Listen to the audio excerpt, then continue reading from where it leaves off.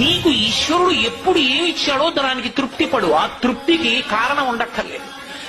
ఆకలి సరిగ్గా లేదని 1000 రూపాయల మందులు వేసుకుని ఏడుస్తున్న వాళ్ళు కోట్ల మంది ఉన్నారు. వేల పట్టున ఆకలేస్తోంది, సంతోషించు. దాహం వేస్తే మంచినీళ్లు లోపలికి వెళ్ళక మధ్యలో కన్నం పెట్టి గొట్టం పెడితే ముక్కులోంచి పోసుకుంటున్న వాళ్ళు ఉన్నారు. గుటుక్కు నీళ్లు అయితే లోపలికి ఎడుతున్నాయి, సంతోషించు. రాత్రి తిని పడుకుంటే పొద్దుడికి కడుపులో పోట్లు వచ్చి జీర్ణం అవ్వక ఏడుస్తున్న వాళ్ళు 1,00,000 మంది ఉన్నారు. తిన్నది గుండ్రాయి అయినా సరే తెల్లారేటప్పటికి జీర్ణం అయిపోతోంది, సంతోషించు. పడుకుంటే నిద్ర పట్టక చారుడు మాత్రలు వేసుకు పడుకుంటున్న వాళ్ళు ఉన్నారు. కలగడా మీరు చెయ్యట్టుకుని ఇలా పడుకుంటే నిద్ర పడుతోంది.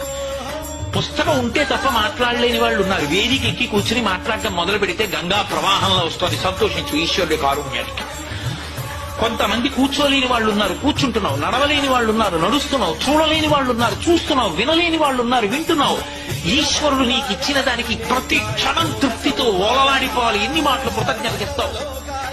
అది మానేసి ఎప్పుడు ఏదో పోయిన దాన్ని తలుచుకుని ఏడవడం కాదు, వచ్చేదాన్ని ఊహించుకుని అలా జరిగితే బాగుండని కలువమలు ఎగరేయడం కాదు. ఇప్పుడు ఇక్కడ నీకు ఈశ్వరుడు వర్తమానంలో ఏమిచ్చాడో దానితో తృప్తిగా ఉండడం అలవాటైతే వాడిని మించిన భాగ్యవంతుడు లేడు. అదే